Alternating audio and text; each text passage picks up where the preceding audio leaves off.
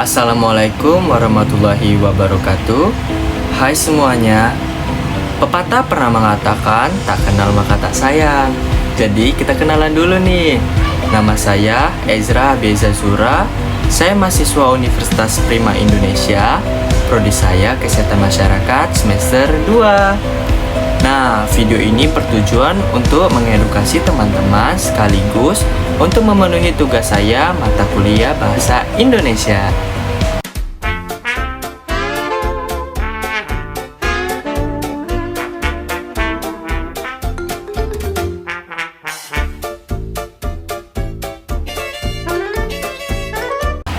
Nah, di video kali ini kita akan membahas tentang paragraf. Kira-kira di sini teman-teman udah ada yang tahu belum apa itu paragraf? Jika teman-teman belum tahu, paragraf menurut KBBI atau Kamus Besar Bahasa Indonesia, paragraf bisa disebut dengan alinea. Sementara itu, pengertian paragraf adalah bagian bab dalam suatu karangan yang biasanya mengandung satu ide pokok dan penulisannya dimulai dengan garis baru. Gagasan pokok atau ide pokok paragraf bisa diletakkan di awal, tengah, akhir, atau bisa digabungkan di awal dan akhir. Gagasan pokok dalam paragraf berfungsi sebagai kunci isi paragraf. Gagasan pokok tersebut mempermudah pembaca untuk memahami maksud yang disampaikan penulis. Agar paragraf lebih mudah dipahami, gagasan pokok dilengkapi dengan gagasan pendukung atau penjelas. Gagasan pendukung tersebut bisa berupa kalimat pendukung langsung dan tidak langsung. Maksud dari kalimat pendukung langsung adalah kalimat yang berhubungan dengan gagasan pokok. Sementara itu, kalimat pendukung tidak langsung adalah kalimat yang berhubungan dengan gagasan pokok lewat kalimat pendukung langsung. Selanjutnya, kita memasuki ciri-ciri paragraf. Berdasarkan pengertiannya, kita dapat mengetahui ciri-ciri paragraf yaitu sebagai berikut. Paragraf mengandung makna, pesan, atau pikiran dari penulis. Paragraf dibangun oleh beberapa kalimat yang menghasilkan suatu tema tertentu. Kalimat-kalimat dalam paragraf disusun secara logis dan sistematis.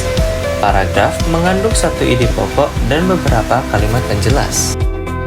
Unsur-unsur paragraf. Unsur paragraf adalah unsur-unsur pembangun di dalam paragraf. Bagian ini bisa juga disebut dengan struktur paragraf. Unsur pembangun paragraf berfungsi membentuk kalimat agar menjadi paragraf yang baik. Misalnya nih, kalimat utama tanpa kalimat penjelas tidak akan membentuk paragraf yang sempurna.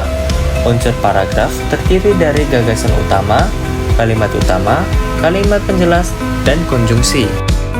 Unsur paragraf yang pertama yaitu topik atau gagasan utama. Kamu tahu nggak, unsur ini adalah fokus atau jantung dari sebuah paragraf. Topik atau gagasan utama adalah ide utama yang ingin disampaikan penulis kepada pembaca. Intinya, gagasan utama layaknya jiwa yang menghidupkan sebuah paragraf agar menarik di mata pembaca. Unsur pembangun paragraf yang kedua adalah kalimat utama. Kalimat utama adalah kalimat yang berisi gagasan utama. Kalimat utama biasanya diletakkan di awal atau akhir paragraf. Kalimat utama bersifat umum dan akan dikembangkan oleh kalimat-kalimat pendukung lainnya. Contoh kalimat utama: Gunung Merapi adalah salah satu gunung api teraktif di Indonesia. Sementara itu, kalimat penjelas atau kalimat pendukung adalah kalimat yang berfungsi untuk mengembangkan dan memperkuat gagasan yang disampaikan pada kalimat utama. Kalimat penjelas bisa berupa data pelengkap, seperti opini, fakta, atau data yang valid. Gini nih, contoh kalimat penjelas. Gunung Merapi terletak di wilayah Magelang, Jawa Timur. Karena termasuk gunung api yang aktif, maka sewaktu-waktu gunung ini bisa meletus. Letusan Gunung Merapi yang paling hebat tercatat pada tahun 2010 yang memakan sekitar 330 korban jiwa. Dan unsur yang terakhir adalah konjungsi. Apa sih konjungsi itu? Singkatnya, konjungsi adalah kata sambung atau kata penghubung. Konjungsi dalam bahasa Indonesia ada dua jenis, yaitu konjungsi intrakalimat dan konjungsi antarkalimat. Konjungsi intrakalimat adalah kata sambung yang berfungsi menghubungkan kata dengan kata, frasa dengan frasa, serta klausa dengan klausa dalam satu kalimat.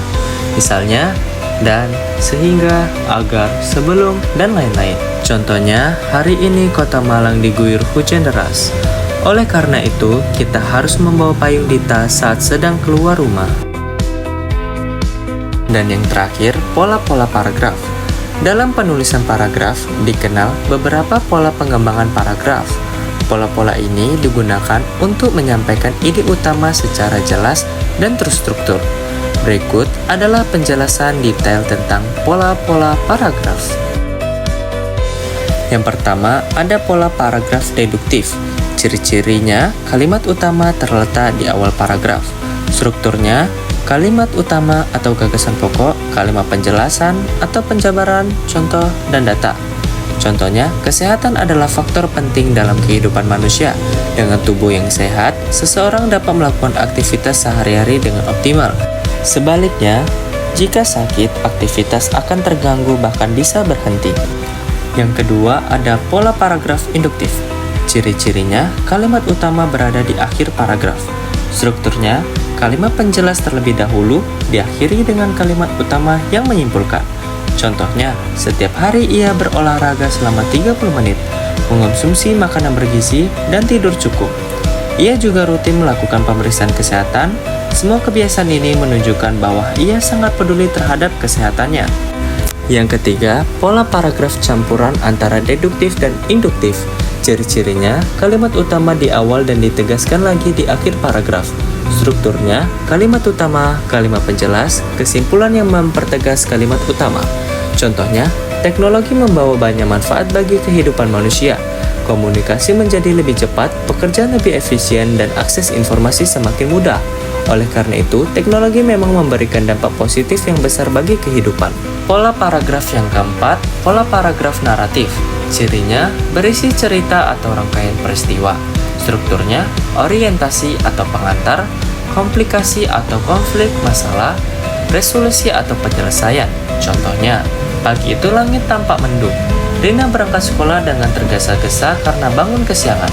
Saat sampai di gerbang, bel sudah berbunyi. Ia pun berlari menuju kelas sambil berharap tidak terlambat masuk. Selanjutnya, yang kelima, pola paragraf deskriptif. Cirinya, menggambarkan objek secara detail seperti tempat, orang, benda, dan suasana. Strukturnya, kalimat utama bisa di awal atau akhir. Kalimat penjelas berisi deskripsi detail. Contohnya, ruangan itu luas, dengan dinding berwarna putih. Di sudut ruangan terdapat pot tanaman hijau yang menyegarkan mata. Sebuah meja kayu besar berada di tengah ruangan, dikelilingi oleh kursi-kursi hitam modern. Yang keenam, pola paragraf argumentatif. Cirinya, menyampaikan pendapat disertai alasan dan bukti. Strukturnya, pendapat atau tesis, alasan atau argumen, contoh atau data pendukung, kesimpulan opsional. Contoh, vaksinasi sangat penting untuk mencegah penyebaran penyakit menular. Dengan vaksin, tubuh dapat membentuk antibodi yang siap melawan virus. Banyak penelitian menunjukkan bahwa vaksin berhasil menurunkan angka kesakitan dan kematian akibat penyakit seperti campak dan polio. Pola paragraf yang terakhir ada pola paragraf ekspositoris. Cirinya, menjelaskan informasi atau fakta secara objektif. Strukturnya, penjelasan topik, fakta, data, atau proses. Contohnya, fotosintesis adalah proses tumbuhan menghasilkan makanan dengan bantuan sinar matahari. Dalam proses ini, tumbuhan menyerap karbon dioksida dari udara dan air dari tanah, lalu mengubahnya menjadi glukosa dan oksigen.